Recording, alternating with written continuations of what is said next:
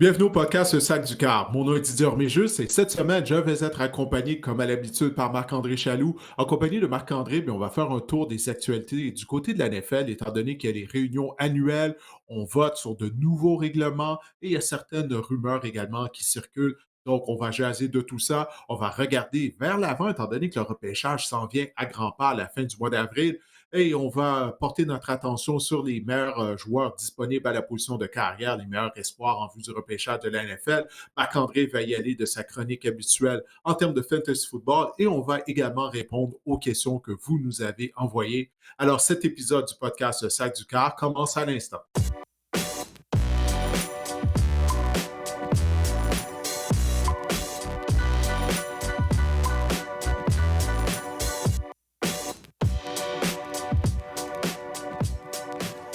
Marc-André, comme je viens de le dire, on va commencer en discutant des actualités à travers la NFL et d'Aaron Rodgers.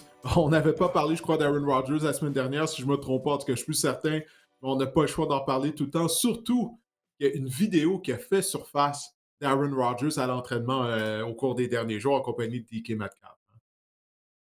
Aaron Rodgers, c'est le gars qui fait chier. Genre, c'est le gars qui arrive au restaurant qui ferme à 10 heures, qui arrive à 9h58 puis qui veut être servi quand même, tu sais.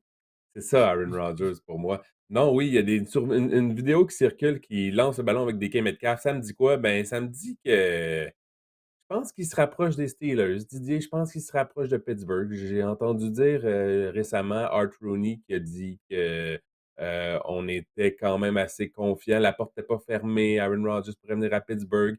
Et j'ai encore en tête ton argument de la semaine dernière ou de la semaine d'il y a 2 semaines qui disait que Pat McAfee avait un show à Pittsburgh, puis c'est son ami, puis ça va être annoncé là. Bref, je pense que les étoiles s'alignent pour qu'Aaron Rodgers devienne un Steeler. Ben oui, là, écoute, là, je pense que les images parlent d'elles-mêmes. Là. Sinon, pourquoi il s'entraînerait en compagnie de DK Metcalf? Alors, c'est juste une question de temps afin que tout ça, ça devienne officiel et puis que Rodgers devienne un membre des Steelers de Pittsburgh. Mais je dois t'avouer là, que bien que je suis fatigué de parler d'Aaron Rodgers, parce qu'on dirait qu'on en parle continuellement depuis 2 ans, même lorsqu'il était blessé. Souviens-toi, on continuait d'en parler. C'est quand même intriguant là, avec DK Metcalf, avec George Pickens de quoi pourrait avoir l'air l'attaque des Sears de Pittsburgh. Ça va leur prendre un porteur de ballon, mais ça, ils peuvent adresser ce besoin-là lors du repêchage. Mais bref, il faut juste patienter afin que ça devienne officiel qu'Aaron Rodgers porte les couleurs des Sears de Pittsburgh. Je sais qu'il y a encore des rumeurs qu'il l'envoie au Minnesota, mais je pense pas que ça va arriver, ça, là, vraiment. Là. Écoute, il s'entraîne avec DK Metcalf. Alors, on essaie de Mais où créer de était la George chimie, mais Pickens? comment? Où était George Mais où était Pickens? George Où était Pickens? George Ah, Pickens? Dieu seul Il a le pas sait, eu là. le George Pickens. texto? C'était pas dans le group Écoute, text? écoute, tu sais, George Pickens, il est vraiment. Il a une personnalité unique, si on peut dire. Moi, j'ai aucune idée où il était, mais c'est vrai, c'est une bonne question, ça. Où était George Pickens? Pourquoi il y avait juste DK Metcalf? Mais une chose qui va être importante pour Rodgers, c'est effectivement, il se joint aux Steelers. Il doit être présent durant la saison morte afin de développer de la chimie avec ses receveurs de passe. Souviens-toi, l'année dernière, il était parti en voyage. Là, ça avait créé une controverse entre lui et Robert Saleh.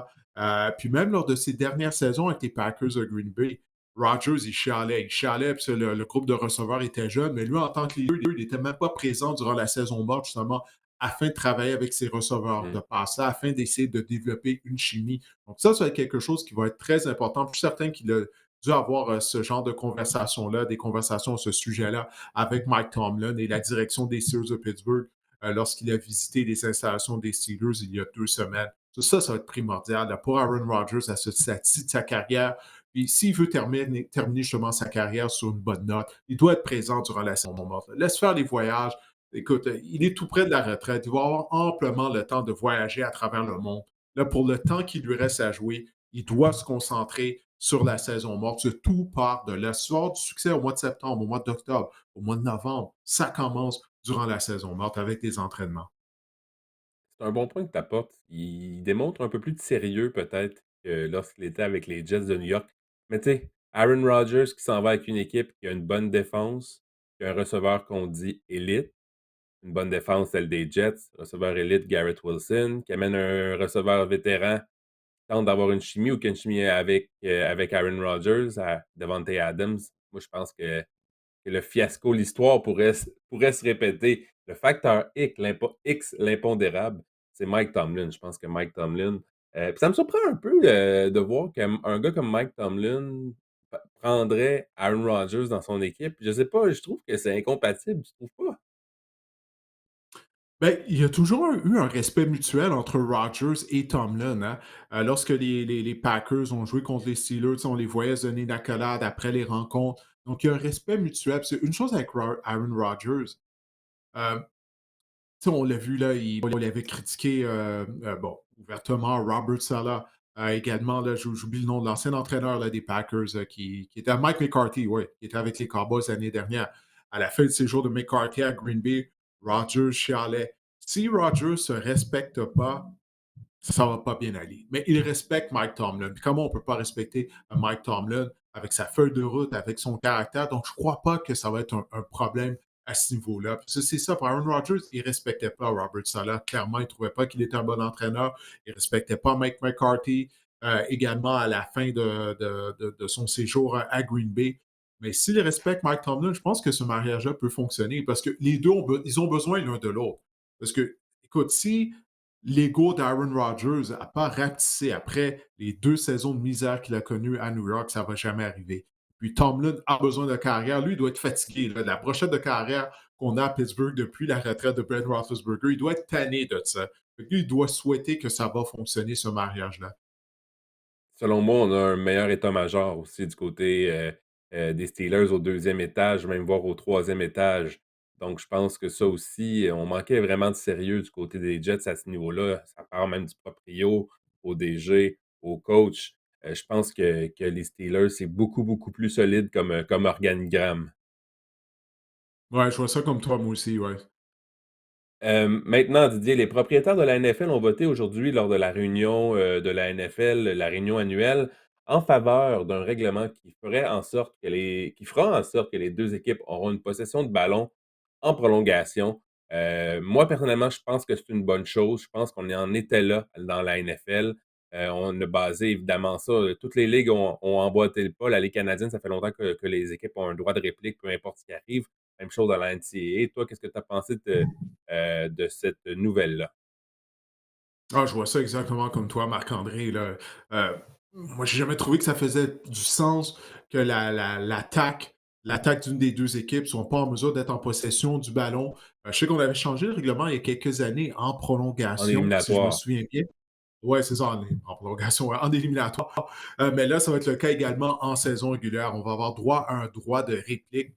Pourquoi pas? Tu sais, parce qu'il ne faut pas oublier le football, bon, c'est du sport professionnel, c'est du divertissement. Puis quand une des deux équipes n'est pas en possession du ballon en prolongation, puis le match se termine. Je ne sais pas pour toi, mais moi, ça me laisse toujours un goût amer, ou bien ça me laisse sur mon appétit. Là, ce temps-là va être terminé. Alors, si une équipe marque un toucher, ben, l'autre équipe va tout de même avoir une possession, puis ça va être à elle de rejoindre la zone de début. Non, moi, je suis en faveur de ça. J'aime ça, ce règlement-là. La NFL met sur la glace, je crois que ce sera on enregistre le podcast mardi soir, je crois que ce sera à l'ordre du jour mercredi, met sur la glace pour l'instant la possibilité de bannir le fameux touche-push. C'est drôle parce que vous voyez, je suis dans une nouvelle pièce, dans ma maison, puis en arrière le mur, est à décorer.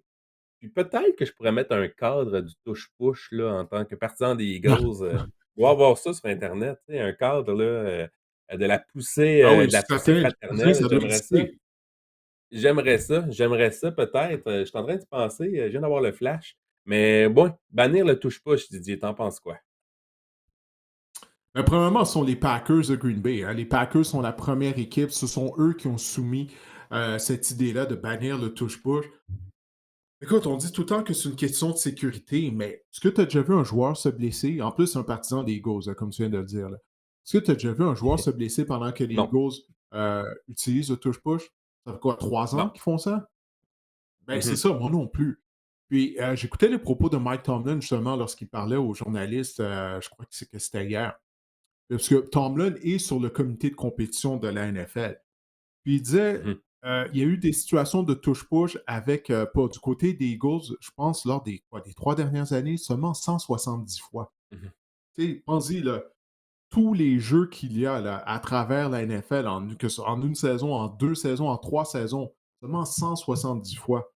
que les Eagles ont utilisé Mmh. le touche-push. Donc, c'est pas un jeu qui arrive si souvent que ça. Puis encore une fois, on dit, bon, c'est une question de sécurité. J'ai jamais vu un joueur être blessé. Puis je comprends, on veut aller de l'avant. Il ne faut pas attendre qu'un joueur se blesse gravement, mais personnellement, je vois pas comment une blessure pourrait arriver, là. En tout cas, je ne sais pas pour toi, là, mais moi, je trouve que ce sont les Packers qui chialent, tout simplement. Puis écoute, sur défense adverse, à arrêter ce jeu-là. Là. Tu sais, c'est ça. Les Parce que, en plus, toutes les équipes pourraient l'utiliser. Il n'y a pas une équipe qui est en mesure d'utiliser le touche-push aussi bien que les Eagles. Les Bills ont eu du succès durant la saison régulière, puis là, sont arrivés en éliminatoire, puis ça n'a pas fonctionné contre les Chiefs. C'est drôle parce que c'est les Bills aussi qui sont vraiment contre. Sean McDermott, était contre, et s'est prononcé contre le touche-push. «Hey les boys, vous le faites vous aussi». Vous êtes comme la deuxième Ah équipe ouais, à le mais faire. Mais est-ce que vas-y. tu est-ce que tu as entendu la raison qu'il a donnée? McDermott, pourquoi qu'il était Non. contre ou Non, non, non. c'est ça, là. Encore là, je pense, de mémoire, je l'ai lu rapidement, mais de mémoire, c'est de la sécurité lui aussi. Puis de ce que je comprends, les officiels de la NFL veulent se pencher sur la question, les médecins et tout, mais comme tu dis, on n'a vraiment aucun précédent. Il n'y a aucun joueur qui s'est blessé à la suite du touche-push. Le problème, c'est que c'est vraiment efficace. Depuis, en 3 saisons, les Eagles ont inscrit 27 touchés via, la poussée fraternelle. Et ont récolté 92 premiers jeux en 3 ans, c'est assez fou ça. Puis juste l'an dernier, 32 premiers jeux et 11 touchés via cette formation-là. Le problème, c'est que c'est ça, comment qu'on arrête ça? Je sais que c'est on peut l'arrêter. Les Eagles ont été arrêtés quelques fois, mais c'est vraiment, vraiment difficile. Faut vraiment je pense que c'est vraiment faut que l'équipe faut que la défense soit la plus basse possible, puis que le centre, écoute c'est ça le problème, en fait, c'est que le taux de réussite est vraiment élevé. Je pense que c'est plus ça qui chicote, hem, les équipes que d'autres choses, là. Ouais, mais encore une fois, pourquoi les autres équipes sont pas en mesure d'utiliser ce jeu-là avec autant de succès? Parce que souviens-toi, au début, on se dit: «Ah, ben, c'est à cause de la présence de Jason Kelce. Kelce a pris sa retraite, c'est maintenant Cam Jurgens qui est le centre partant. Malgré tout, on a continué d'avoir du succès au cours de la saison. Donc, c'est aux autres équipes, là, soit s'améliorer défensivement pour arrêter ce jeu-là ou être en mesure d'être tout aussi efficace avec leur attaque lorsqu'on utilise le touche-push de notre côté. En tout cas, moi, personnellement, j'espère que ça va rester.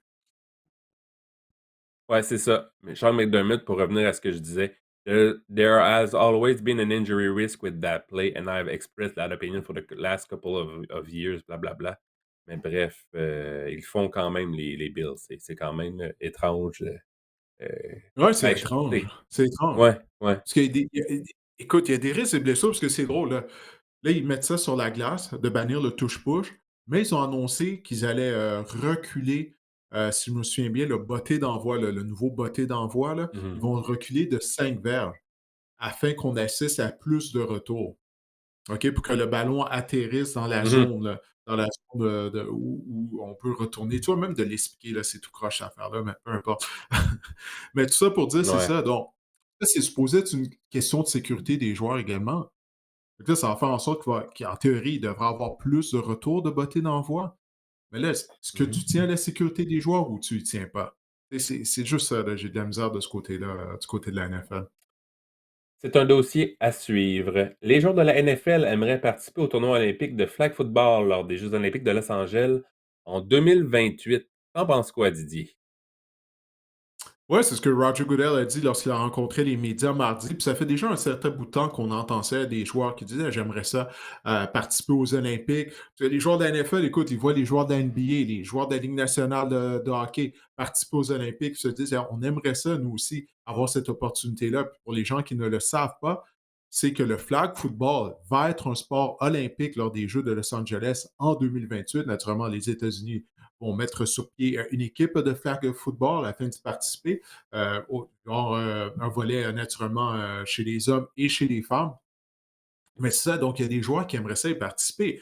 Moi, si je suis propriétaire d'une équipe de la NFL, je ne veux pas que mes joueurs participent au tournoi flag football olympique. Tu fais quoi là si justement Jamar Chase se blesse un Ouais. genou? Tu sais, ça ne peut pas arriver, Mmh. ça, Marc-André. Je me souviens, il y a très, très, très longtemps. Te souviens-tu, toi qui es un gros partisan des Alouettes, de Robert Edwards, le demi à l'attaque? Mmh. Il avait Mmh. joué avec les Alouettes. Ouais. Puis Edwards avait été un choix première ronde des Patriots en Nouvelle-Angleterre. Et lors de son année recrue, écoute, il avait été sensationnel. Je pense qu'il avait été les meneurs dans la NFL pour les toucher. Écoute, là, ça remonte à il y a très longtemps, là, fin des années 90. Mais donc, je me trompe peut-être au niveau de cette statistique-là, mais peu importe. Il avait connu une brillante saison.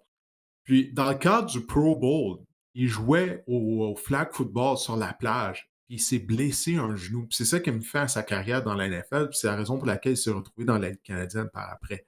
Puis, imagine-toi, c'est aux Olympiques, là. On perd un des meilleurs joueurs de la NFL. Saquon, on a Saquon Barkley en 2028. Peut-être que Saquon va être plus proche de la fin de sa carrière que d'autres choses. Mais, tu sais, un joueur vedette se blesse durant les Olympiques. C'est le propriétaire de l'équipe. Tu vas être en furie. Donc, non, moi, je ne suis pas en faveur nécessairement que les joueurs de la NFL participent aux Olympiques au flag football, mais des anciens joueurs ou des jeunes retraités pourraient le faire. Je sais qu'Anthony Auclair, l'ancien ailier rapproché des Buccaneers de Tampa Bay, l'ancien du Rouge et Or de l'Université Laval, ben, lui, il aimerait ça participer, représenter le Canada aux Olympiques en 2028. Donc, pourquoi pas des joueurs comme ça?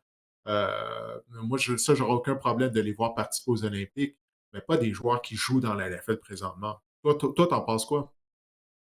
Ben, c'est parce que c'est le même problème pour tous les sports. La NBA, les joueurs de la NBA vont aux Olympiques, la Ligue nationale va retourner aux Olympiques, les joueurs de baseball vont aux Olympiques quand que, je veux dire, c'est sûr qu'il y a un risque de blessure, là, mais je pense que la volonté de gagner une médaille olympique, je pense qu'elle est plus forte que tout. Puis je pense qu'il va falloir vivre avec ce risque de blessure-là parce que tous les sports, comme je te dis, LeBron James, il veut aller aux Olympiques, là. Tous les sports vivent avec ce risque de blessure-là. Mais ce qui est intéressant aussi, c'est qu'il y a une équipe en ce moment de flag football nationale américaine, par exemple, qui, ces joueurs-là, c'est leur gagne-pain. Ils font des tournois internationaux, ils font des compétitions, blablabla. Puis là, ils vont se faire voler un receveur de passe de l'équipe nationale de flag football. En ce moment, va se faire voler sa job par Tyreek Hill lorsque c'est la consécration, lorsque c'est Hey, l'événement, le plus gros événement de la planète qui est en, mais qui est en, qui se met en branle, qui est en cours. Mais au hockey, c'est ça qui arrive. Tu sais, il y a l'équipe nationale canadienne.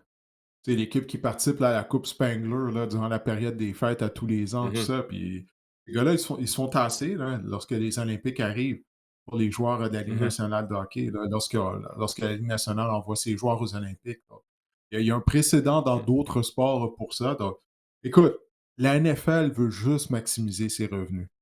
Puis, je le dis, Ben puis oui. je le répète, le flag football est un outil justement afin d'augmenter là, les revenus. Déjà qu'on fait beaucoup d'argent là, du côté de la NFL, mais le flag football est beaucoup plus accessible. OK? C'est beaucoup moins intimidant d'aller jouer au flag football également que de jouer au football à casque et épaulettes, qui est un sport violent.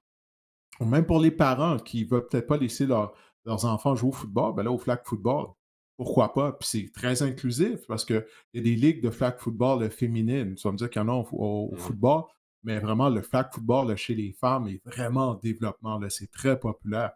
Alors, pour la NFL, ben, c'est une façon justement de rendre le football un sport international encore plus qu'il l'est présentement. Puis ça, c'est sans compter tous les matchs internationaux. Il y en a de plus en plus à tous les ans. Roger Goodell l'a dit, encore une fois, je le répète, lors de la semaine du Super Bowl, il ne s'est pas caché pour dire qu'éventuellement, la NFL aimerait qu'un match par semaine soit un match international. Donc, que ce soit en Europe, en Amérique du Sud.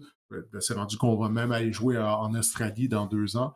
Alors, on est à l'assaut de la planète. C'est aussi simple que ça.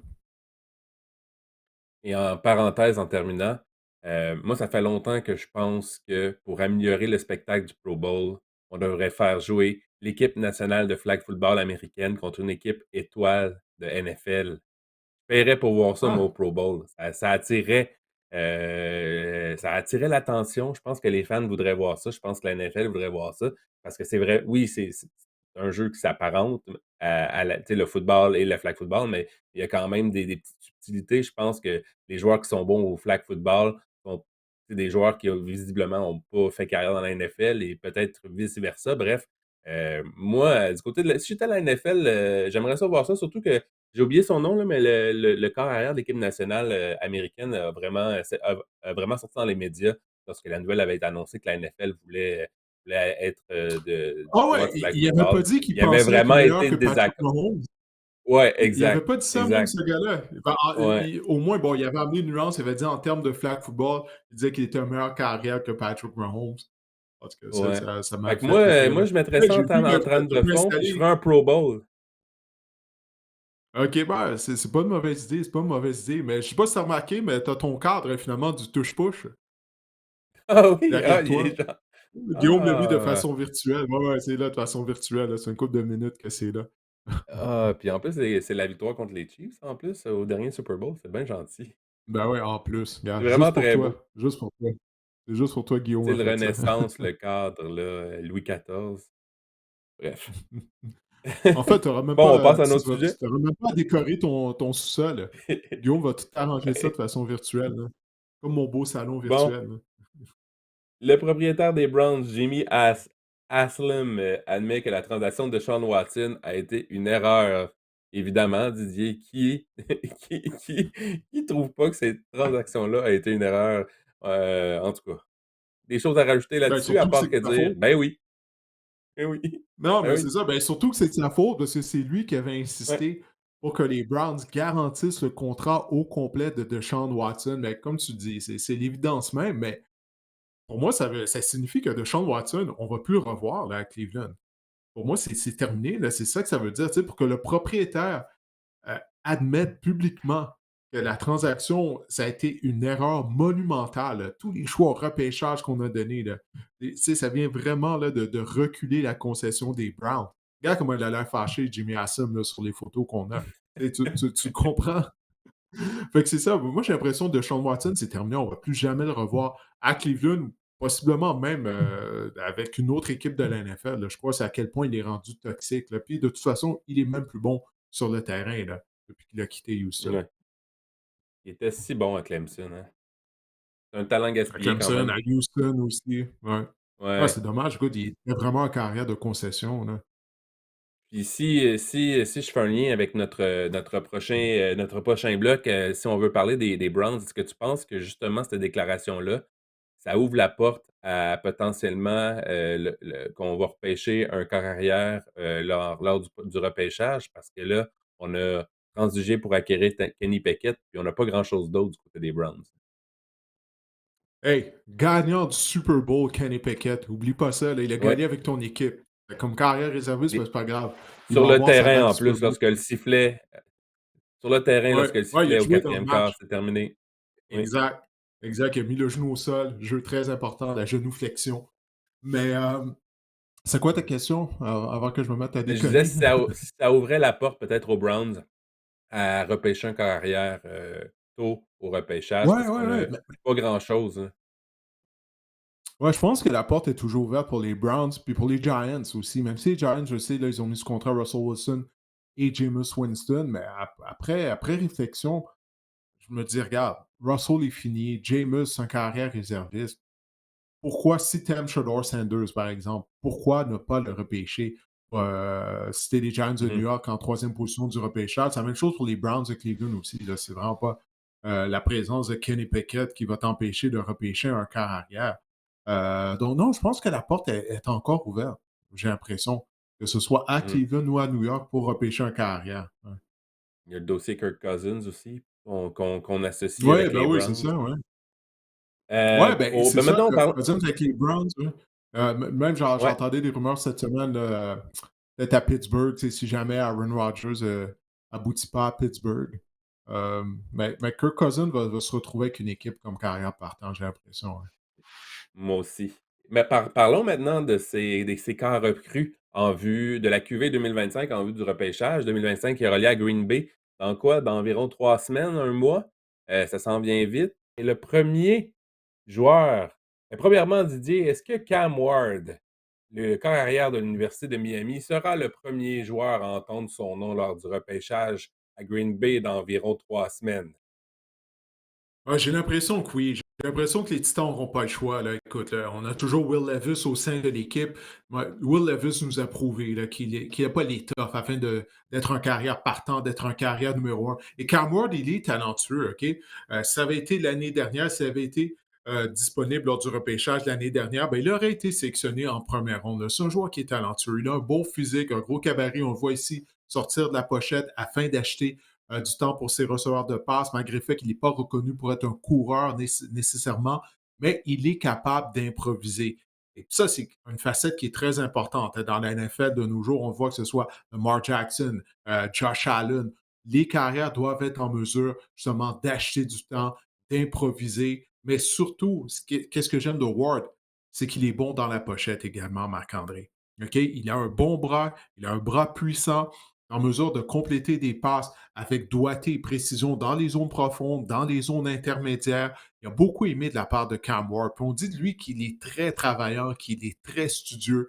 Avant la saison de 2024, la dernière saison, 2023, il avait joué pour les Cougars de l'Université Washington State avant de changer d'école et de joindre les Hurricanes de l'Université de Miami. Même à Washington State, il était très productif.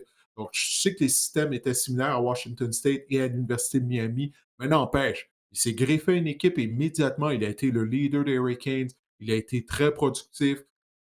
Moi j'aime beaucoup Cam Ward. Moi, j'aime beaucoup Cam Ward depuis qu'il est à l'époque où il jouait justement à l'Université de Washington State. Donc, il y a vraiment beaucoup à aimer de Cam Ward. Il a l'étoffe pour être le premier carrière sélectionné. Il n'est pas le meilleur joueur du repêchage, toutefois. OK? Il y en a quelques autres, je te dirais peut-être un 6-7. Euh, Moi, je classerais avant lui. Mais Cam Ward, il est de loin pour moi le meilleur carrière qui va être disponible au repêchage. Il y a un problème aussi, on parle d'étirer les jeux, d'improviser. On a vu un peu, c'est un peu qu'est-ce que Caleb Williams aussi faisait au niveau, universitaire. Cam Ward, on dit parfois, oui, il tente d'improviser, d'étirer les jeux, puis parfois il se fait prendre, il se met dans le trouble. Il y a quelques interceptions cette saison, qui ont été vraiment, on se demandait qu'est-ce qu'il pensait. Les Ça a été mauvaises vraiment des décisions, ouais. jeux les mauvaises décisions, exactement.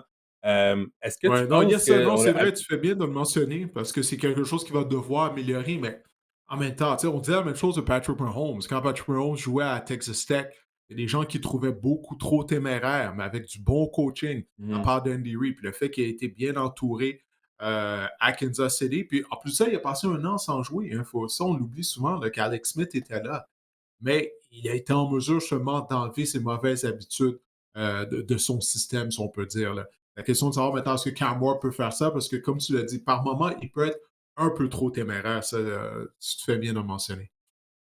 Ce que j'aime aussi, c'est que partout où il est passé, il a élevé le programme dans lequel il était. On l'a découvert Mm. à Washington State, tu en as parlé.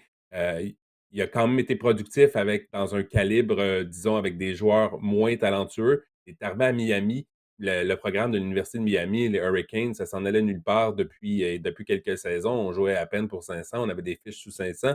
Puis du jour au lendemain, avec Cam Ward, il a élevé ce programme-là. On a été dans la course pour participer aux éliminatoires côté des Hurricanes pendant longtemps. Donc, c'est un joueur qui a un aura aussi de gagnant puis à Miami, contrairement à un autre gars qu'on va parler, à Shedeur Sanders, il avait pas de talent. Il lançait des receveurs passablement inconnus. Il n'y avait pas un Travis Hunter avec lui là, à qui lancer le ballon.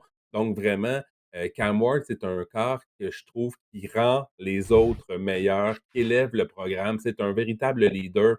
C'est un gars aussi qui se lève avec des jeux importants, dans des grands moments. Je pense qu'il y a l'espèce de graine de champion-là, de graine qu'on a trouvé, mettons, chez Jaden Daniels cette année, entre autres, là, au quatrième quart, quand ça compte. Bref, je pense que Cam Ward est dans le même moule que Jaden Daniels à ce niveau-là.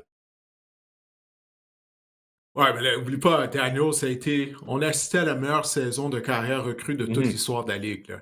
Il ne faut pas lui mettre ce mhm. même genre de pression-là sur les épaules à Cam Ward. Mais il a une chance, il a une chance. En tout cas, moi, si j'étais les Titans du Tennessee, puis que Will Levis est mon meilleur carrière au sein de ma formation, il n'y a aucun doute que du moment que Cam Ward sélectionne Cam Ward, tu viens t'améliorer à la position de carrière. Pour moi, ça, c'est indéniable. La question de savoir est-ce qu'on sera en mesure de le développer. Là? Est-ce que Callahan pourra le développer? Ça, c'est autre chose parce qu'il y a combien de carrières? Puis ça, c'est à toutes les positions. C'est pas juste la position de carrière. Mais le coaching n'est pas le même d'une équipe à une autre. C'est pas Mhm. vrai qu'il y a 32 bons entraîneurs de carrière à travers la NFL. En fait, il n'y a pas beaucoup de gens qui sont qui méritent l'étiquette de gourou, qui sont vraiment en mesure de développer des carrières. Andy Reid, il mérite amplement son étiquette de gourou. Kevin O'Connell nous a démontré, peu importe qui est de carrière qu'il utilise, ce joueur-là va être productif. Sean Payton, le développement qu'il a fait avec Bo Nix la saison dernière, ça a été magistral, on ne peut rien dire là-dessus. Donc, il y a des cas, des entraîneurs qui sont talentueux. Question de savoir est-ce que Callahan peut le faire réellement. Ça, moi, il n'y a rien que j'ai aimé de la part de Callahan depuis qu'il est l'entraîneur-chef des Titans du Tennessee. Mais son corps a été Will Levis. Il a hérité de Will Levis. Mais si on repêche Cam Ward, j'ai hâte de voir ça là, du côté du coaching. Si on sera en mesure de le développer parce qu'il a les atouts pour être un bon carrière dans la NFL. Niveau statistique, l'année dernière, Cam Ward, c'est 39 passes de toucher, 7 interceptions, 4 touchés au sol. Il y a un petit, il peut courir avec ses jambes aussi au besoin. C'est pas un grand coureur, par exemple. C'est un coureur, un genre de CJ Stroud à ce niveau-là, là, qui court vraiment quand c'est nécessaire. C'est pas une carte vraiment dans son jeu. Plus de 4300 verges par la passe, 67 de passes complétées. On le compare à Jordan Love, c'est le même genre de quart. Qu'on dit en ce moment un quart que le ballon sort rapidement. Même peut-être son plafond, c'est peut-être il y a des atouts qui ressemblent à un jeune Aaron Rodgers aussi. Le ballon sort rapidement de ses mains. C'est un gars vraiment qui peut tirer les jeux, qui peut improviser, qui peut courir lorsque nécessaire. On le dit qu'il n'est pas excellent sur les longues passes, par exemple. Ce serait un point à améliorer dans son cas. Mais Jordan Love, Aaron Rodgers, ça serait un plafond pour Cam Ward. J'ai bien hâte de voir ce que les Titans vont faire au premier rang lors du repêchage. Ouais, mais j'aime bien la comparaison avec CJ Stroud. Parce que Stroud, quand il faut qu'il court, il est capable de le faire. C'est un assez bon athlète pour le faire. J'ai entendu une autre comparaison de Cam Ward, comparé un peu à Geno Smith. Geno Smith Mhm. qui a peut-être un bras un peu plus puissant, mais s'il est dans la barre, s'il a besoin de courir, Geno Smith est en mesure de le faire. Donc, c'est ce genre d'athlète-là que Cam Ward est là. On est loin de Lamar Jackson. C'est pas un coureur, c'est un passeur d'abord et avant tout. Mais quand le besoin s'en fait sentir, il est capable de prendre ses jambes à son cou et d'aller chercher un premier essai si le besoin est là. Geno Smith, on pourrait le comparer au quart suivant, Shedeur Sanders aussi. Shedeur Sanders, on dit que c'est pas le même athlète que Cam Ward en termes d'habileté, mais on dit que c'est peut-être le quart, le QI football, hein. Sa tête de football, c'est peut-être le meilleur quart de la QV en termes de QI de football pour lire les défenses également. Ouais, ben, je pense qu'il a hérité de son QI de football de son père, hein, de Dion. Dion est un joueur très intelligent, là. C'est pas juste tout un athlète.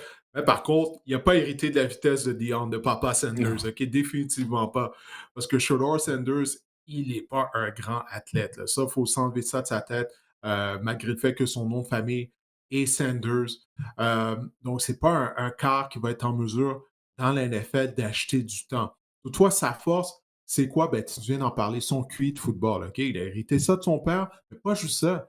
C'est qu'à un très jeune âge, lorsqu'il était à l'école secondaire, euh, il a côtoyé Tom Brady énormément. Puis il dit que jusqu'à présent, ça a un impact sur lui, sur sa préparation. Puis ça, c'est quelque chose que Brady a mis de l'emphase lorsqu'il le côtoyait. Il disait à quel point c'est important d'être préparé et de comprendre qu'est-ce qui se passait sur le terrain, de ne pas juste bien connaître ton attaque, mais de bien connaître la défense adverse. Donc, en termes de préparation, c'est un jeune homme qui se prépare très bien. Il a appris du meilleur à ce niveau-là de Tom Brady. Donc, ça, c'est un impact. Et puis, un peu comme Cam Ward, Marc-André, ce que j'aime, une des choses que j'aime de Shedeur Sanders, c'est qu'il n'a pas juste connu du succès à l'Université du Colorado. Oublie pas, lui et Dion étaient où? Ils étaient à Jackson State, avec Travis Hunter aussi. Là, quand Dion a eu la job au Colorado, ben là, il a amené tout le monde avec lui. Il a amené son fils, il a amené Travis Hunter. Puis bon, tout le monde est parti pour Boulder au Colorado. Mais dès qu'il est arrivé à Jackson State, l'équipe était meilleure. Il a eu un impact. Ça a été la même chose lorsqu'il est arrivé à l'Université du Colorado avec son père. L'équipe était grandement meilleure. Malgré le fait, oui, il y avait Travis Hunter, oui, il avait des armes à sa disposition, mais ce n'est pas une grande équipe. Il n'y a jamais eu une bonne ligne à l'attaque, OK, lorsqu'il jouait à l'Université du Colorado. Donc ça, c'est une des raisons pour lesquelles il a été victime d'un grand nombre de sacs du corps, Shedeur Sanders. Mais aussi, il ne cède pas. Tu as mentionné le nom de Caleb Williams tout Mhm. à l'heure. Caleb, qu'est-ce qu'on lui reprochait l'année dernière? De conserver le ballon trop longtemps. OK? Oui, la ligne d'attaque des Bears était pourrie, Mais il y a des fois aussi, lui, qui gardait le ballon trop longtemps dans ses mains quand on regardait les matchs, puis là, ça permettait à la pression de le rejoindre. Il essaie d'acheter du temps, il n'était pas capable de le faire. Donc, Shedeur Sanders a cette mauvaise habitude-là de conserver le ballon trop longtemps parce qu'il tente de faire des jeux comme on le voit là. Ici, tu vois, il a conservé le ballon longtemps, mais là, il a été capable de chercher un bon gain en courant. Mais il n'est pas le même athlète que Caleb Williams. Et puis, tu as vu Caleb Williams, lorsqu'il jouait à l'USC, justement, il était capable de courir derrière la ligne de mêlée puis Mmh. d'acheter du temps. Quand il est arrivé dans la NFL, là, ça ne marchait plus. Parce que les joueurs sont beaucoup plus rapides, se faisaient rattraper constamment. Et Shedeur n'est pas le même genre d'athlète que Caleb Williams. Donc, il ne va pas pouvoir s'en tirer avec ça. Puis il a une mauvaise habitude. Ça, c'est également une mauvaise habitude que Caleb Williams a jusqu'à ce jour. On va voir si Ben Johnson va pouvoir bien l'encadrer et peut améliorer cette facette de son jeu. Mais il recule trop dans la pochette. OK? Puis c'est Mmh. arrivé un moment où il faut que tu arrêtes de reculer là, quand la pression arrive, parce que là, tu es en train de nuire à ta ligne à l'attaque, tu es en train de bousiller les angles de blocage pour tes bloqueurs notamment. Ça, il y a une mauvaise habitude chez Shedeur de faire ça. Donc ça, c'est quelque chose qu'il doit améliorer. Mais son QI de football, je dirais, c'est la chose numéro un. Puis il est tough. OK? Parce qu'il s'est fait tabasser derrière cette mauvaise ligne à l'attaque-là de l'Université du Colorado. Mais c'est du quoi? À chaque fois, il se relevait. Ça vaut la peine d'être mentionné. Donc son QI de football, à quel point c'est un dur de dur, le Shedeur Sanders. Je sais qu'il porte des bijoux, il a sa grosse chaîne, sa Rolex qu'il porte durant l'échauffement des fois. Ne trompez-vous pas, Shedeur Sanders, c'est un battant. C'est un vrai de vrai. Donc, je te dirais, son cul de football, à quel point c'est un joueur qui est tough. Il va se faire frapper, mais il va toujours se relever. La précision de ses passes, mais il n'a pas un bras très puissant toutefois. Donc, c'est ça l'affaire avec Shedeur, c'est que généralement, les carrières qui sont repêchés dans le top 10 du repêchage, physiquement, ils ont des gros atouts, que ce soit la puissance de leurs bras, ou leur cabaret, tout simplement. Tu sais, un joueur comme Josh Allen, Ouais, pourquoi les 5 et 9, Bills ont pris hein, une chance? Sanders? Non, non, non, mais autres, sur 10 pieds, mais autres, sur 10 pieds, Shedder, OK. mais autres, 10 pieds. Il n'y aura pas de carrière de 5 pieds 9, là. C'est pas Ah non, c'est ouais. Kyler Murray, là. C'est pas Kyler Murray, là. Non, Mais ouais. tout ça pour dire, c'est ça, mais il n'a pas un physique imposant comme un Josh Allen, supposons. Allen possédait un bras canon lorsqu'on l'a repêché après sa carrière à l'Université du Wyoming, même s'il n'était pas très précis. Il a pu améliorer la précision de ses passes, mais il avait un gros bras. Lamar Jackson, bien sûr, à quel point il est explosif, il est rapide. Shedeur, il y a rien qui ressort à ce niveau-là en termes d'atouts physiques. Tu sais, on vient de parler de Cam Ward. Cam Ward est plus imposant physiquement, il est plus rapide, il possède un meilleur bras. Ça, ce sont des choses qu'on ne retrouve pas du côté de Shedeur. Puis c'est pour ça qu'il y a des gens qui pense qu'il a la valeur de carrière qui devrait être repêché à la fin de la première ronde, au début de la deuxième ronde, pas nécessairement dans le top 10. Moi, j'ai hâte au repêchage. Oups, excuse-moi. J'ai hâte au repêchage justement afin de voir ça. Afin de voir est-ce que les Browns vont repêcher en deuxième position ou en troisième, les Giants. Parce que si les Browns et les Giants ne repêchent pas Shedeur Sanders, c'est qui va le repêcher? Là, il y a la question, puis là, il pourrait peut-être subir une chute. Écoute, c'est sûr dans les rangs universitaires, prendre un sac en premier essai, puis te retrouver en deuxième et 20 avec tes capacités, tes habiletés, ton talent, tu peux t'en sortir. Mais dans la NFL, comme tu me dis, c'est une autre paire de manches.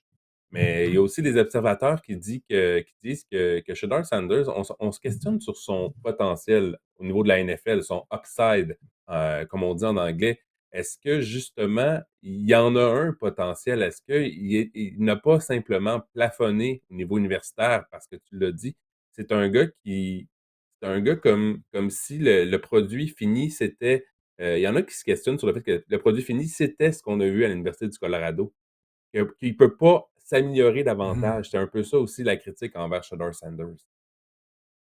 Ouais, je pense que c'est à cause de ces atouts physiques, comme je viens de dire, qui sont mentionnés. Tu sais, qu'il n'y a pas quelque chose qui sort du lot, qui ressort vraiment. Mais c'est une bonne question. Puis je crois que c'est des questions qui valent la peine d'être posées face à Shedeur Sanders. C'est la raison pour laquelle il y a des gens qui ne pensent pas nécessairement qu'il va devenir une grande carrière dans la NFL. Mais moi, je pense justement à cause de son QI de football, à quel point il est intelligent. Ça, c'est quelque chose qui est très important, là.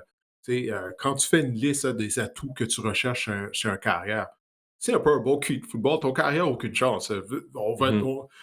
Le joueur va devoir jouer à une autre position, OK? C'est pas assez brillant en termes de football. Shedder possède ça. Est-ce que c'est un dur de dur? Est-ce qu'il est tough? Ça, là, c'est un aspect à la position de carrière qui est sous-estimé continuellement, Marc-André. C'est les joueurs dans le caucus, ils le voient, là. Si le carrière, tu sais, il sort du match, bon, la semaine dernière ou il y a 2 semaines, on parlait d'Anthony Richardson. Jusqu'à ce jour, il y a de ses coéquipiers chez les Colts qui sont pas à l'aise de jouer avec lui, qui ont perdu confiance en lui. Pourquoi? Parce qu'il s'est retiré d'un match l'année dernière parce qu'il était à bout de souffle. Ça peut pas arriver à la position de carrière. Tu es le leader, tu dois être là jeu après jeu. Et ça, Shedeur Sanders le fait. Puis ça a une grande valeur qu'il ne faut pas sous-estimer. La question, ça va être quelle équipe va le repêcher? Est-ce qu'il va être bien entouré, bien encadré? C'est la question pour tous les jeunes carrières. Il faut qu'il y ait une chance. On l'a vu, les Bears, pas bien encadré Caleb Williams, le coaching était mauvais. Lui aussi, il a sa part du blâme, mais on ne l'a pas aidé. La question de savoir dans quelle situation Shayler Sanders va se retrouver éventuellement. C'est pour ça que j'ai hâte au repêchage, afin de voir quelle équipe va le repêcher. On peut dire que comme c'est quoi l'expression québécoise, là? Il est meilleur dans rien, mais il est pas le pire dans tout. C'est un peu ça, Shedeur Ouais, Sanders. c'est un peu ça. Ça Hem, sonne un peu, comment je dirais, tu sais, c'est un peu ouais, ça, mais c'est un peu sévère, je trouve. Tu sais, il est meilleur que ça quand même. Est-ce qu'il sort en première ronde selon toi? Tu viens de dire que oui. Est-ce qu'il sort top 15 selon toi? Bonne question, ouais, ça. C'est une bonne Ouais, question. Il va sortir en première ronde. Écoute, là, il y a trop ouais. d'équipes à la recherche de carrière. Dans le top 15, il faudrait que je me mette l'ordre du repêchage devant moi à la fin de regarder ça. Là. Là, on a eu des Non, touche problèmes à rien. techniques, donc j'hésite à ouvrir une autre fenêtre. Ouais, c'est mon ordinateur. Donc, on ne fera pas ça. Mais non, Bref, c'est une bonne question. Écoute, ça sera un pari, c'est ça. Est-ce qu'il va être repêché dans le top 15? L'année dernière, souviens-toi, il y a eu 6 carrières repêchées en première ronde. C'est bien ça, ce que je me trompe? mmh, C'est bien ça, me semble, l'année mmh. dernière. Le dernier, ça a été Bo Nix par les Broncos, tu sais? Puis il a Pas connu puissant. toute une saison, là. Si c'était pas Jaden Daniels, il aurait probablement été la recrue par excellence en attaque. Donc, encore une Mmh. fois, il est arrivé dans la situation idéale avec Sean Payton, bien entouré du côté des Broncos. Quand même, il y avait des joueurs de talent en attaque. Cortland Sutton, notamment, qui a connu une bonne saison. Donc, c'est ça, là. Dans quelle situation que Shedeur Sanders va arriver? Ça va vraiment être clé pour lui. J'ai vu des comparaisons, on parle ici, que tu l'as dit, d'un corps précis, mais pas puissant, un corps pas imposant. Je veux dire, j'ai vu dans le meilleur des mondes, la meilleure version de Shedeur Sanders, j'ai vu des comparaisons, c'était un peu les mêmes atouts qu'avait Drew Brees, lorsqu'il est rentré dans la NFL. Mais sinon, moi, j'avais une comparaison avec Geno Smith, même genre de corps aussi, heu un bras quand même pas ben, quoi que tu l'as dit, Smith a un bras plus puissant, mais tu sais, un corps surtout précis plus que puissant. Une comparaison également avec Kirk Cousins aussi, ça peut être, ce genre de corps-là, Shedeur Sanders. On va passer maintenant à Jackson Dart. Ouais, Le c'est ça. Oui, vas-y. Excuse-moi, mais j'ai entendu quelqu'un, j'ai oublié c'est qui. J'ai entendu deux comparaisons dans les derniers jours. Kirk Cousins et Andy Dalton. Et Andy Dalton, il ne faut Ah pas ouais. oublier, là, il a mené les Bengals à des participations éliminatoires. Je pense une saison même, il avait mené la NFL au chapitre des passes de toucher. Andy Dalton a été un bon carrière, là, peu importe ce qu'on en pense maintenant. Il fut un temps où Dalton était quoi, dans le top 12 des carrières de la NFL. Alors, je pense que ça, c'est plus réaliste pour Mmh. Shedeur Sanders. Ouais. Maintenant, Jackson Dart, le carrière de l'université Ole Miss. On a parlé de Bo Nix. Plusieurs pensent qu'il est peut-être le prochain Bo Nix. Qu'en penses-tu, Didier? Ouais, j'ai entendu ça, j'ai entendu ces comparaisons-là, mais je pense pas. Je pense pas. Il a beaucoup aimé du côté de Jackson Dart. OK, il possède de beaux bras, c'est un bon athlète, en mesure d'aller chercher des premiers essais avec ses jambes, là. Ça, il n'y a aucun doute là-dessus. Il est capable de le faire, là, sans être un marchand de vitesse, mais il est un bon athlète. Là, on le voit ici, le doigté qu'il a démontré dans des zones profondes. Donc, il y a eu un grand nombre de départs en carrière. Donc, il a de l'expérience. Ça, c'est quelque chose qui est important dans la position de carrière. Tu sais, on vient de parler de Sanders, 41 de Ward. départs. Ben voilà, c'est ça, le combattement à Anthony Anthony Richardson, Richardson. qui lui avait eu Oui. ouais, il y avait eu seulement une douzaine de départs. Tu sais, Mmh. puis on le voit, là, tu sais, les carrières qui ont beaucoup de temps de jeu, qui ont un grand nombre de départs dans les grands universitaires, généralement, quand ils arrivent dans la NFL, je parle des carrières repêchées en première ronde, il trouve une façon d'avoir du succès. Je viens de parler de Bo Nix. Bo Nix, je pense que c'est le carrière dans toute l'histoire du football universitaire qui a eu le plus grand nombre de départs. Là. Puis ça a paru, là, parce que les joueurs des Broncos l'ont dit dès le premier mini-camp, ils se sont dit: «Wow, il agit comme un vétéran déjà, tu sais, il y avait un élément de maturité. Donc, du côté de Dart, il n'y a pas eu autant de départs que Bonix, mais quand même, tu viens de le mentionner, 41 départs, là, c'est un gros chiffre. Donc, lui, j'ai hâte de voir. Est-ce qu'il va être repêché en première ronde? Parce que là, comme tu viens de mentionner, il y avait on comparait à Bonix il y a quelques semaines, puis là, on dirait que ça a perdu de son momentum là, lors des deux, Mhm. trois dernières semaines. Ça, mais j'ai hâte de voir ça. J'ai hâte de voir où Shedeur Sanders va être repêché. Puis j'ai hâte de voir également Dart. S'il va être repêché en première ronde, c'est ça que j'ai hâte de voir. La gestion de la pression aussi dans le cas de Jackson Dart, c'est parfois difficile. Puis la grande question, c'est est-ce qu'il peut mener une attaque de la NFL aussi, de style NFL? C'est ça la grande question parce que c'était pas une attaque pro, comme on dit, à Ole Miss, Ouais. mais c'est un quart précis. Il a un excellent sens de l'anticipation aussi. Il peut courir, c'en est un autre qui peut courir. Euh, c'est probablement parmi les trois quarts, je pense que c'est le quart qui pourrait courir le plus parmi les trois qu'on a parlé Oui. aujourd'hui. Et ce qui est intéressant, c'est qu'il y a seulement 21 ans aussi, 41 départs au niveau universitaire. C'est plus que tu l'as dit que Ward et Sanders, mais il y a seulement 21 ans, c'est le quart le plus jeune aussi. Ça, c'est un facteur non négligeable dans son cas. Je pense que le plafond pourrait être très élevé dans son cas. Ouais, il y a un joueur, bon, je sais qu'on n'a pas prévu d'en parler, qui va être dans la course là, pour être le troisième carrière sélectionné. En tout cas, si ça se déroule dans l'ordre qu'on l'anticipe, Ward soit le premier quart sélectionné, après ça, que ce soit Shedeur Sanders. Après ça, il y a Jackson Dart, mais il y a Tyler Shaw, carrière de l'Université de Louisville. Je viens de penser à lui, puis tu viens de mentionner l'âge de Jackson Dart. L'affaire, c'est que Shock est beaucoup plus vieux. Il a déjà 25 ans, je pense qu'il va avoir Mhm. 26 ans au mois de septembre, je crois. Puis, en fait, c'est pas juste son âge, c'est qu'il a subi une multitude de blessures, Marc-André, au cours de sa carrière universitaire, un peu à la Michael Penix l'année dernière. Mais il est impressionnant physiquement. Tu sais, je parlais de stature physique. Écoute, il mesure 6 pieds 5. OK, 6 pieds 5, puis il a possiblement le meilleur bras de tous les carrières, OK, qui sont disponibles au repêchage. Il a un bras puissant, le problème, c'est ça. Là. Lui, ça va être les tests médicaux, puisqu'il a subi plusieurs blessures, de graves blessures. Mais comme il disait en entrevue, il disait, écoutez, selon lui, il croit être le carrière le plus prêt à jouer dans la NFL parce qu'il disait, écoutez, moi, j'ai tout vécu là, à l'université. J'ai changé d'école, je me suis blessé, tout ça, mais je suis toujours revenu. J'ai déjà fait face à beaucoup d'adversités, donc je suis prêt à faire face à l'adversité que la NFL peut offrir. Donc, je vais juste mentionner ça, de garder le nom de Tyler Shock en tête. Personnellement, je suis pas un fan des carrières qui sont beaucoup plus vieux. J'ai toujours en tête Brandon Whedon. Je ne sais pas si tu te souviens de Brandon Whedon, que les Browns avaient repêché. Puis il avait déjà 28 ans, toutefois, quand ils l'ont repêché. Ça a donné ce que ça a donné. Puis avant ça, il y avait eu Chris Winkie, qui avait gagné le Heisman à l'Université de Florida State à la fin des années 90. Puis les Panthers à Caroline ont fait leur carrière partant. Ça n'avait pas bien été. Shock est un peu plus jeune de 2 ans. Mais juste garder ce nom-là en tête. Là. Mais le problème avec Shock, c'est il est pas juste blessé, il est tout le temps blessé. C'est le Benoît Brunet des quarts de la Ah, NCAA. dis pas ça, Il est dis pas juste ça. tout Benoît est le tellement temps. Mais non, mais tu un prends par gentil exemple, monsieur. Là. je prendrais une chance peut-être, tu sais, un quart comme on va parler d'autres corps arrière disponibles, un gars comme Quinn Ewers qui a eu une grosse blessure l'an dernier, mais c'est un gars qui a quand même eu des saisons complètes.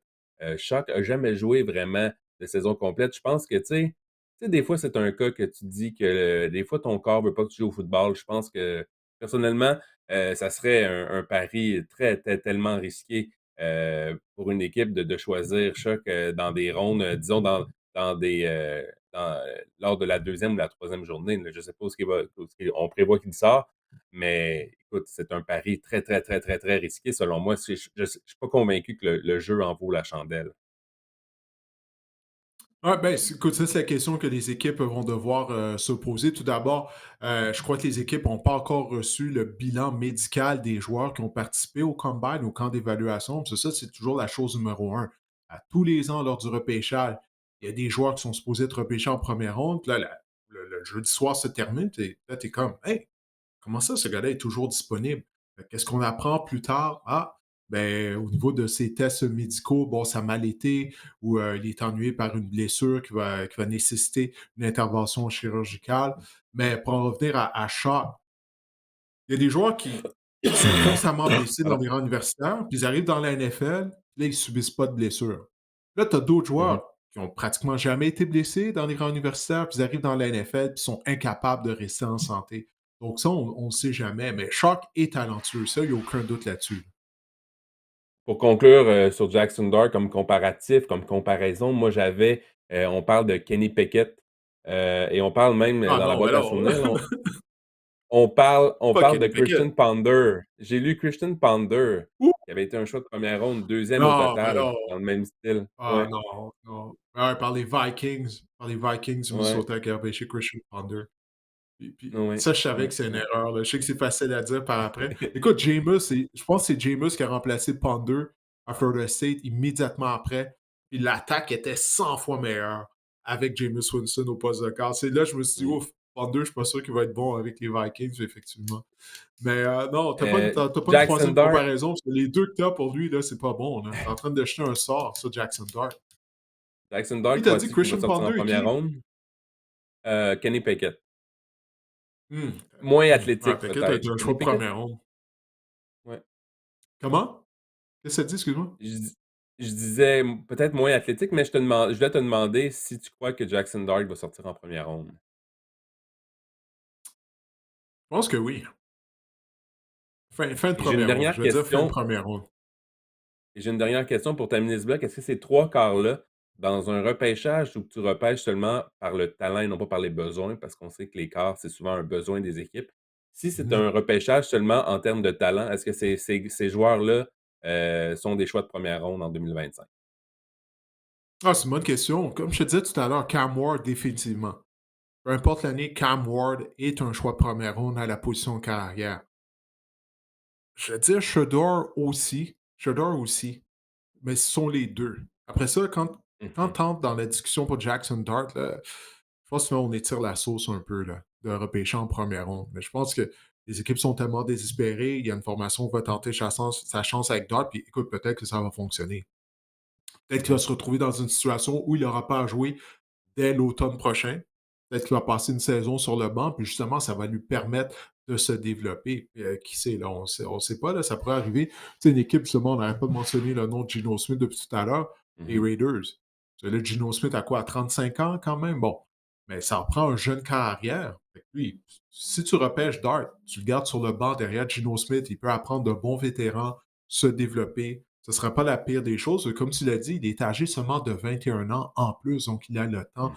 en sa faveur. Donc, plus j'y pense, il y a une équipe qui va prendre une chance. Ça, j'ai l'impression sur Dart vers la fin de la première ronde. Peut-être qu'une équipe qui va déjà avoir repêché va compléter une transaction pour revenir en première ronde pour repêcher Dart. Mais non, il a beaucoup aimé. Puis son âge, comme tu as mentionné, son âge, je pense que ça peut être un Mmh. facteur. As-tu une autre carte cachée en terminant? Des quarts qu'on n'a pas parlé, peut-être un Kyle McCord, un Will Howard. As-tu une autre carte cachée, d'un quart que t'aimes? Non, non, je te dirais Shock et que Will Howard, qui a connu toute une saison avec Ohio State, en Jalen particulier lors des Milroe? éliminatoires, vraiment. Qui ça t'a dit? Milroe? Jalen Milroe. Milroe aurait dû retourner à l'école. OK? Ouais, moi aussi je En pense fait, ça. il aurait dû changer d'école. OK? Il Ouais. était à Alabama avec le Crimson Tide. Il n'était pas un bon fit avec le nouvel entraîneur. Le système a changé naturellement. Nick Saban a pris sa retraite. Sa première année sans Saban la saison dernière. Mais il n'était pas un fit pour le système. Mais en termes de passeur, Milroe, il y a du travail à faire. Il y a beaucoup de travail à faire. Puis lui, ça aurait été une bonne chose, justement, de profiter des NIL, de faire une petite fortune. Tu sais. Puis on dit quoi, il y a des carrières qui vont faire quoi, 4 millions de dollars, jusqu'à 4 millions de dollars, 4-5 millions de dollars en NIL. Il Mmh. aurait pu faire cet argent-là en allant pour une autre école, parce qu'il est imposant. Lui, il est imposant physiquement. Pas juste ça, il est explosif, Milroe. OK, il a couru un 4-3 40 verges lors du Pro Day du Crimson Tide. Puis quand il court, pour un carrière, il court avec attitude. Là. Tu sais, il a l'air de courir pratiquement comme un centre arrière. Là. Il y a un élément de robustesse quand il court, Jalen Milroe. Le problème, c'est en tant que passeur. Là. Durant la semaine du Senior Bowl, ça a été difficile pour lui. Donc, c'est un joueur qui aurait bénéficié de retourner à l'école. Je connais pas sa situation familiale, peut-être. Mais encore là, même situation familiale, tu peux faire de l'argent maintenant dans les rangs universitaires. Tu peux être millionnaire si tu as une carrière partant. Alors, mais c'est ça. Jalen Milroe, c'est tout un athlète. On va voir comment il va se développer dans la NFL, mais lui, il n'est pas prêt à jouer tout de suite. Ça, c'est certain, là. Voilà, ça fait le tour, des carrières, Didier, de la QV 2025 ou en fait du top 3 et quelques autres noms finalement, de la QV Ouais, c'est pas une grande 2025, QV, c'est pas comme des l'année cas dernière, non, là. On va non, être chanceux si effectivement, réellement 3 carrières sont repêchées en première ronde, là. Je pense que ça doit être ça, le effectivement, over-under des carrières repêchées en première ronde à Vegas. Ça peut pas être plus que ça. effectivement, effectivement. Ouais, parfait. Écoute, moi, je te suis, là. J'ai eu des problèmes avec mon ordinateur, Parfait, donc j'ai peur de toucher parfait, à quoi que parfait. ce soit. On Pas que on ça va plante parler du encore. segment.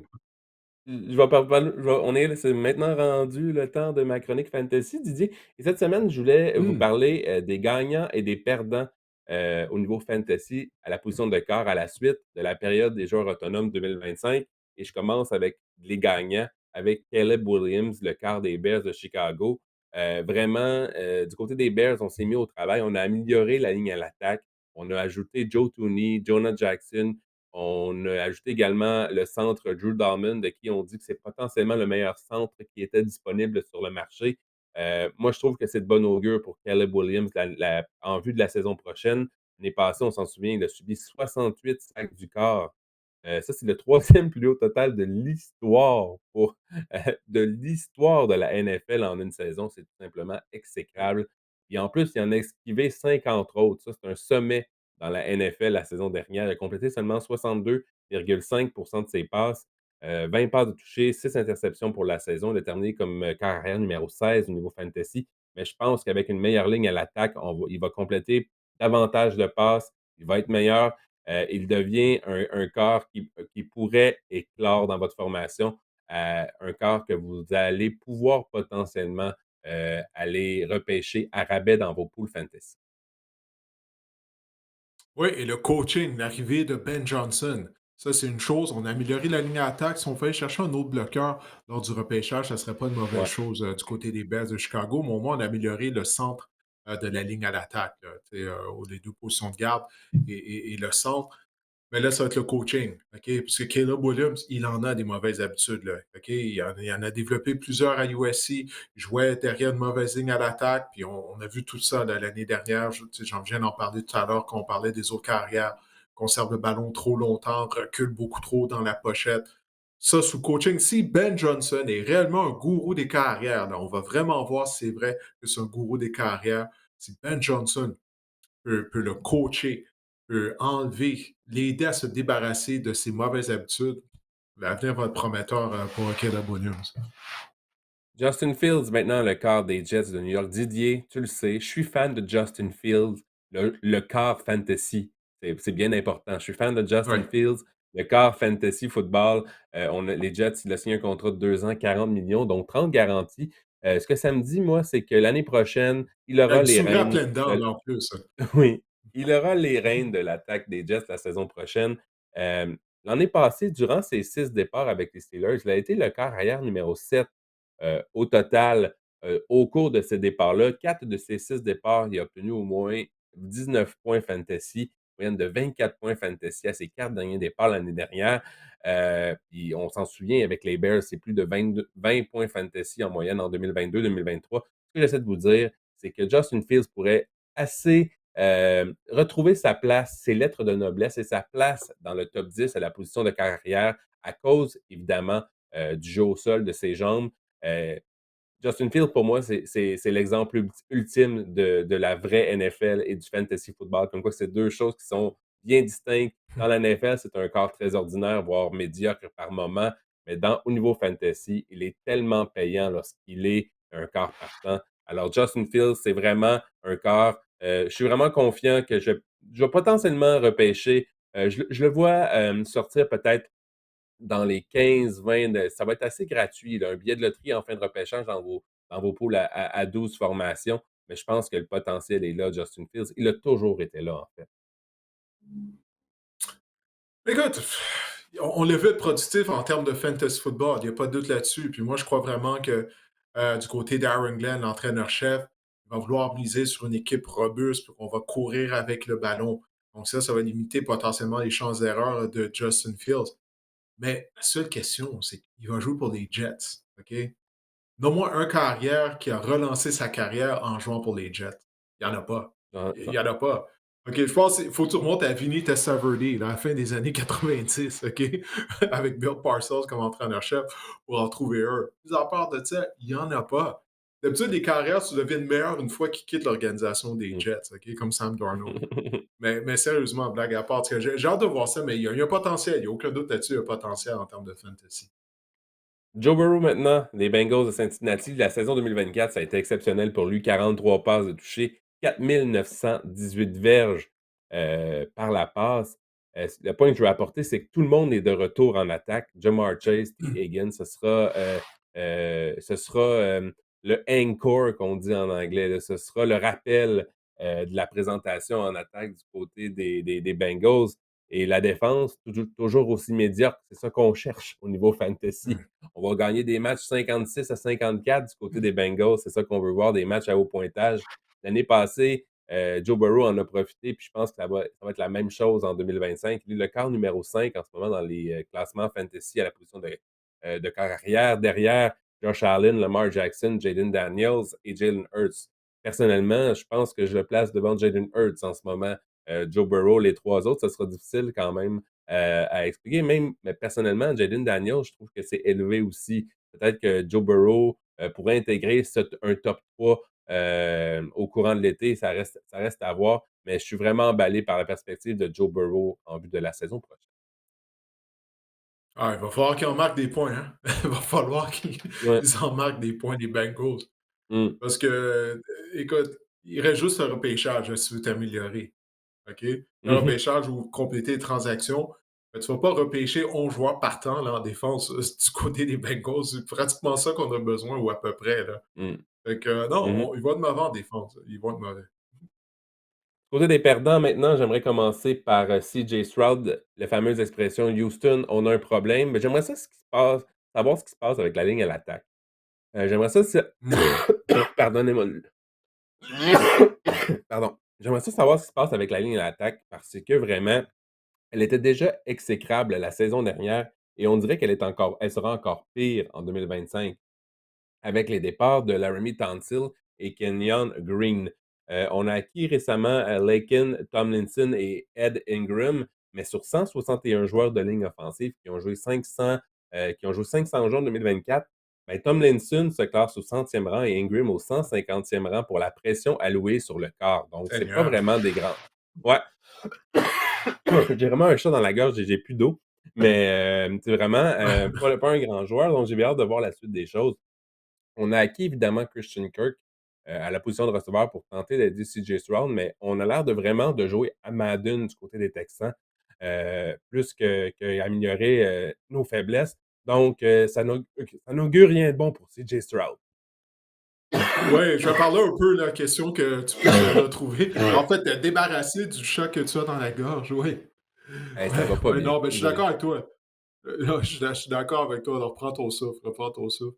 Mais non, je suis d'accord avec toi. La ligne d'attaque, c'est une drôle de saison morte du côté des Texans. Tu sais, ça a été une saison régulière décevante, entre guillemets, du côté de Houston. Heureusement qu'on joue au sein de la section sud de l'Association américaine. Ça a aidé grandement les Texans. On a participé aux éliminatoires, on a même gagné un match éliminatoire. Mais depuis qu'on s'est fait éliminer par les Chiefs de Kansas City, c'est bizarre. Tu sais, on a congédié Slowick, Bobby Slowick, qui était collateur à l'attaque, parce qu'on trouvait justement que Slowick en était à sa deuxième année à titre de coordonnateur et que son attaque était trop prévisible. OK? Il est arrivé avec exactement la même attaque que l'année précédente, si bien que les défenses adverses, c'est comme si elles savaient déjà là, les jeux que l'attaque de Houston allait utiliser. On a eu des problèmes de protection pendant toute la saison.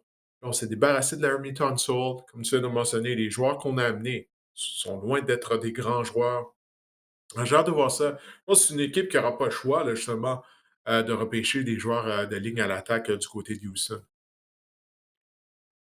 Ça va-tu mieux, Sam Darnold Marc-André? maintenant, J'ai-tu oui, oui, oui. j'ai-tu parlé Le assez compte en longtemps pour que tu te débarrasses du chat dans ta gorge? OK. le compte en banque, le compte chèque de Sam Darnold est un gagnant de la période des joueurs autonomes, mais Sam Darnold, l'homme, le corps arrière, le joueur de football, lui, selon moi, c'est un perdant au niveau fantasy. Évidemment, il a signé un contrat de 3 ans de plus de 100 millions de dollars, 55 millions garantis avec les Seahawks. On a remplacé DK Metcalf par Cooper Kupp du côté des Seahawks. Mais le point que je veux amener ici, c'est que à Seattle, on l'a dit ouvertement, on cherche un meilleur équilibre avec le jeu au sol. Puis je pense que ça va jouer sur la valeur de Sam Darnold la saison prochaine. Et aussi, la ligne à l'attaque, elle est vraiment pas bonne non plus du côté des Seahawks. Elle est moins bonne que celle des Vikings. Donc, en ce moment, je vois que dans le cercle fantasy, on n'endosse pas vraiment la présence de Sam Darnold ou l'acquisition de Sam Darnold par les Seahawks parce qu'il est le quart numéro 25 au niveau fantasy. Euh, il n'est donc pas même dans une ligue à deux carrières, à 12 équipes, il est un joueur, disons, euh, sur la corde raide dans vos poules fantasy. Donc, j'ai bien hâte de voir Sam Darnold. Mais pour moi, je me mouillerais en ce moment, là. On est quoi? On est le 1er avril. Je serais prêt à vous dire qu'il ne connaîtra pas une aussi grande saison que l'année dernière. Mais évidemment, il y a bien des choses qui peuvent changer d'ici au début de la saison 2025. C'est-tu moi où on dirait qu'il y a un scénario où les Seahawks pourraient être un désastre en attaque Mhm. la saison prochaine? Ah Tu sais, oui. tu as mentionné la ligne à l'attaque, tu sais, puis on l'a vu Darnold lors des 2 derniers matchs de la saison des Vikings du Minnesota, en particulier le match éliminatoire contre les Rams. Écoute, la ligne à l'attaque des Vikings n'a vraiment pas fait le travail. On a revu le Sam Darnold de l'époque où il portait les couleurs des Jets de New York. On dirait qu'il y a un scénario où ça pourrait se produire, ça, tu sais, du côté des Seahawks. Parce que moi, j'ai bien hâte de voir ça. Parce que, encore une fois, je sais que j'ai déjà dit par le passé, mais de remplacer Geno Smith par Sam Darnold, je ne sais pas. Moi, j'ai pas compris cette décision-là du côté de Seattle. La ligne à attaque est toujours pas améliorée. Donc, tout comme les Texans, on va devoir investir lors du repêchage au niveau de la ligne à l'attaque si on veut donner une chance à nos carrières de connaître du succès. Anthony Richardson, en terminant des Colts d'Indianapolis, est un perdant avec l'arrivée de Daniel Jones. Il a signé un contrat d'un an de 14 millions de dollars. Ce qu'on veut du côté, on avait dit ouvertement du côté des Colts que Anthony Richardson, on voulait créer une bataille, une compétition au camp d'entraînement. C'est ce qu'on a fait avec l'arrivée de Daniel Jones. Même Shane Steichen, l'entraîneur-chef des Colts, a dit tout récemment que les deux quarts vont prendre Ouais. des répétitions avec la première équipe lors du camp d'entraînement, les mini-camps et tout, et le plus constant va gagner le poste. Le problème, c'est quand les deux sont pas constants, sont constamment mauvais. J'ai bien hâte de voir qu'est-ce qu'on va faire. Mais je trouve honnêtement que pour Anthony Richardson, pour une équipe qui a investi en lui un choix de première ronde, quatrième au total, je trouve que c'est pas l'idéal personnellement de le voir. Il y aurait besoin, Anthony Richardson, de prendre toutes les répétitions avec la première équipe pour pouvoir s'améliorer. Je ne sais pas si c'est vraiment le meilleur stratagème dans son cas pour qu'il se développe adéquatement que de le faire prendre des répétitions moitié-moitié ou de pas savoir sur Mhm. quel pied danser dans son cas. Moi, je pense qu'on aurait dû être fixé, on aurait dû lui donner toutes les chances de prendre des répétitions avec les meilleurs joueurs de l'équipe, la première unité. Je trouve que les coachs, là, depuis quelques temps, c'est une parmi plusieurs décisions douteuses dans le cas d'Anthony Richardson. Ah, je suis d'accord avec tout ce que tu viens de dire, tu sais. Surtout que lorsqu'on a repêché Anthony Richardson il y a 2 ans, on savait que ça allait prendre du temps, là, qu'il devait se développer étant donné qu'il n'avait pas joué énormément, seulement une douzaine de départs dans les rangs universitaires. Mais j'en viens à ce que je parlais tout à l'heure, tu sais, le fameux match où il s'est retiré de la rencontre parce qu'il disait qu'il était fatigué, il venait de courir et tout. Ça a laissé des séquelles, ça, Marc-André. Ça a laissé des séquelles dans le vestiaire. Tu sais, les joueurs des Colts en ont parlé durant la saison morte. Ils ne l'ont pas oublié, ça. Donc, je pense vraiment que du côté de l'organisation d'Indianapolis, on n'avait pas le choix que d'amener de la compétition. Parce qu'oublie pas, Chris Ballard, le DG, si on a une autre saison perdante, si on ne participe pas aux éliminatoires, c'est simple, il y a un ménage qui va se faire à Indianapolis, hein. Parce que Ballard, j'ai oublié, là, lui, on est rendu à combien d'entraîneurs-chefs depuis qu'il est là, à combien de carrières partant aussi. Tu sais, ça n'arrête pas, il y a un gros roulement, là. Alors que les Colts Mhm. sont pas une équipe, c'est pas une équipe qui est démunie en termes de talent, là. Bien au contraire, là, je trouve qu'on a des bons joueurs. Mais si on ne participe pas aux éliminatoires, il y a un ménage qui va se faire. Fait que je pense que l'arrivée de Daniel Jones, justement, là, on n'avait pas le choix que d'amener un carrière vétéran afin potentiellement de sauver les emplois d'entraîneur-chef, que ce soit de Steichen, que ce soit de Ballard, de DG.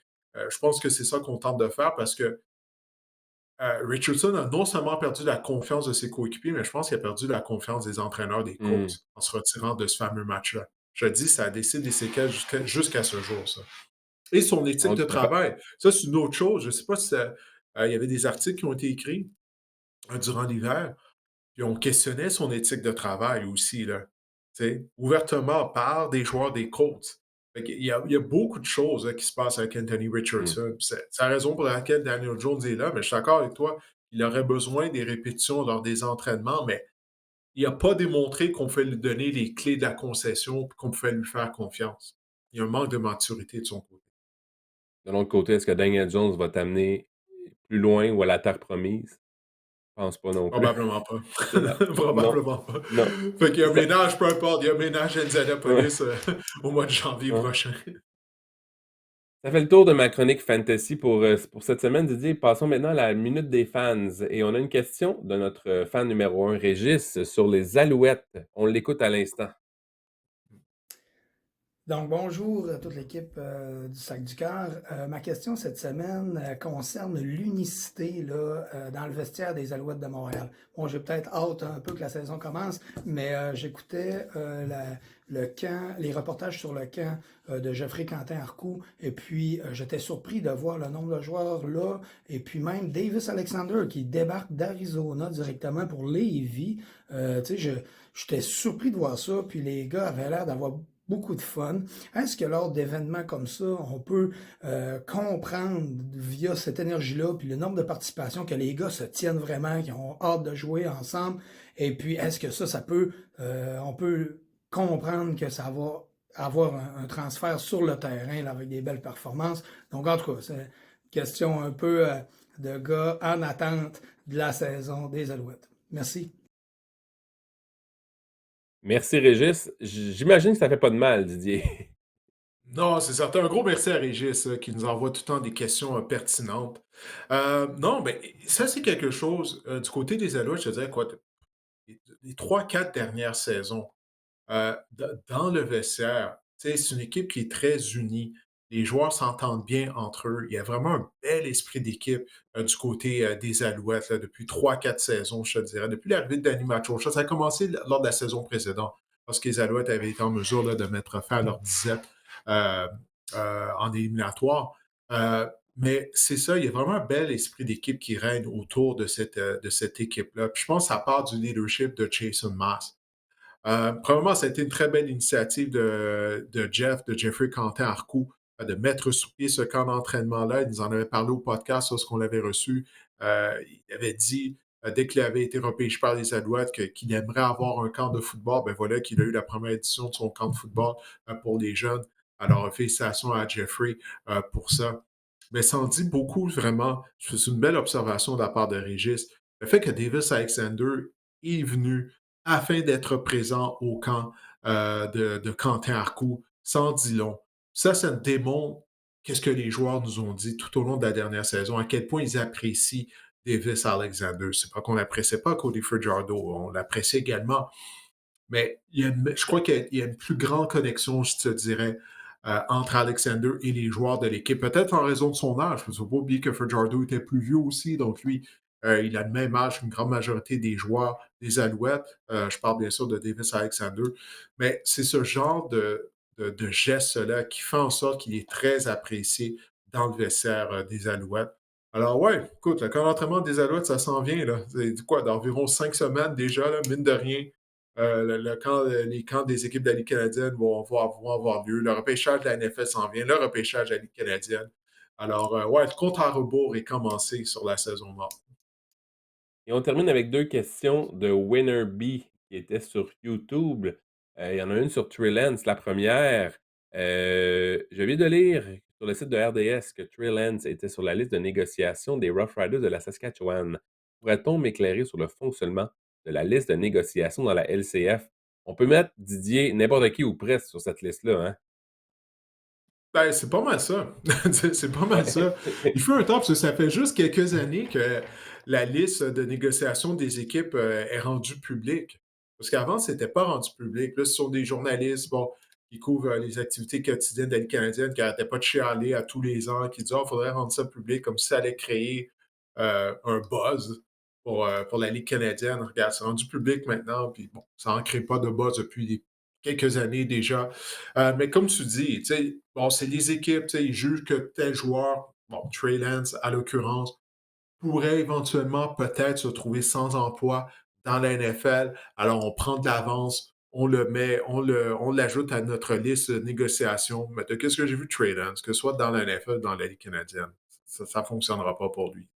Donc, je suis pas mal certain de ça. Écoute, des fois ça marche. Je me souviens de Trent Richardson, là, qui s'était retrouvé avec les Rough Riders de la Saskatchewan. Je me souviens même à l'époque, Ouais, pour une fin de saison, ben ouais. ouais, Tu sais, il je avait me marqué souviens un mais touché contre les Alouettes. J'étais sur les lignes ouais, de côté en train de me geler les fesses là, à la fin de l'année. je me C'était souviens une qu'il y a des déjà saisons de eu misère des Alouettes. je me souviens aussi qu'il y avait eu un buzz, là, sur l'ancien quart des Cowboys, Quincy Carter, je pense qu'il était sur la liste, des Ouf! Alouettes, si ma Hey, mémoire est tu bonne. remontes à loin, Non? ça. Tu remontes Ouais, vraiment à ouais. loin, là. Je pense que Mais c'est bref, le carrière favori de David Arsenault, je crois. ça De se tous les peut, carrières ça se qu'on a avec peut. des Alouettes. Ah, juste ça à la blague. Ouais. Juste ça à la blague. Il avait rien fait, Quincy Carter. Je ne suis même pas sûr si est-ce qu'il a fait l'équipe même? Je m'en souviens même pas. Ah, C'est un choix de il était avec les Alouettes? Il avait fait l'équipe avec les Alouettes? Je pense que oui. il a-tu fait l'équipe finalement? Non, non, je Je me pense pas, souviens je sais pas. pas. Faudrait que Mais de on toute dirait que façon, je c'est suis dû pour inviter David au podcast, on pourrait lui ouais. en parler. Anyway, tout ça pour dire que cette liste-là, c'est faite pour flasher plus que d'autres choses, très souvent, Bah, donc ouais, ouais, c'est vraiment ça. ouais. Ouais, ouais, ouais. L'autre question, de Winnerby concerne la UFL. Allez-vous parler de la UFL? Je suis mi-sérieux, mi-blagueur. Je vous mets au défi d'en glisser un mot. Sinon, lâchez pas à votre balado contenant et contenu de haute qualité. Merci, Winnerby. Didier, hey, j'ai écouté honnêtement, je suis tombé sur un match en fin de semaine. J'ai écouté, 3 minutes pour vrai, j'ai pas, alors parle-nous de la UFL, Didier. As-tu des choses à dire là-dessus? Non, j'ai rien à dire là-dessus. J'ai pas regardé une seconde de la UFL depuis qu'elle est revenue. J'ai aucun intérêt, OK, pour ça. J'ai Ouais. aucun intérêt. Ça compétitionne toutefois, une chose qu'il faut mentionner, ça compétitionne avec la Ligue canadienne d'une certaine façon. Parce que les joueurs qui vont jouer là, généralement, sont des joueurs de calibre de la Ligue canadienne de football. Au moins, les 2 saisons n'ont pas lieu en même temps, donc ça, c'est une bonne chose pour la Ligue canadienne. Mais non, je ne regarde pas la UFL. Une fois que le Super Bowl a lieu, non, non. Je prends un break de regarder du football. Mais j'en regarde tout le temps. De toute façon, regarde, je dois préparer le repêchage NFL. Aujourd'hui, on vient de parler des meilleurs espoirs à la position de carrière. Non, non, aucun intérêt pour la UFL. Désolé, Winnerby, mais Et je c'est viens ça. De d'aller toute façon, c'est. Vas-y. je viens d'aller voir le calendrier, là, de la UFL, puis j'ai écouté, honnêtement, je regardais à la télé 2 minutes de Birmingham Stallions contre les Defenders de DC, mais j'ai rien retenu. Je peux pas vous en parler, malheureusement, Winnerby. Moi aussi, je me concentre sur la Ligue canadienne et la NFL, malheureusement, et un peu l'universitaire, là, canadien-américain, En fait, déjà beaucoup, là, tu uniquement. sais. Ouais, exact. Et, et même des fois, j'ai même pas le temps de suivre comme je le voudrais le football universitaire canadien, tu sais, la RSEQ, tu sais, parce qu'à un moment donné, à l'automne, c'est ça, là, tous Mmh. les matchs ont lieu en même temps en plus. Et des fois, bon, les Alouettes jouent à l'extérieur ou les rencontres ils sont lieu samedi en même temps. Donc, ça devient impossible de tout suivre. Mais non, pas de UFL au podcast Sac du Camp. Du moins pas pour Voilà, l'instant. voilà, ça conclut notre podcast, Didier. Ben ouais, ben écoute, merci Marc-André pour ta patience. Merci à Guillaume également pour leur patience. On a eu des petits problèmes techniques. Puis on vous remercie, les gens qui téléchargent le podcast toutes les semaines, qui l'écoutent ou qui le regardent via YouTube. Alors, je vous invite à partager les liens du podcast avec vos amis qui sont également des mordus de football. Je vous souhaite de passer une très belle semaine. On vous reparle la semaine prochaine.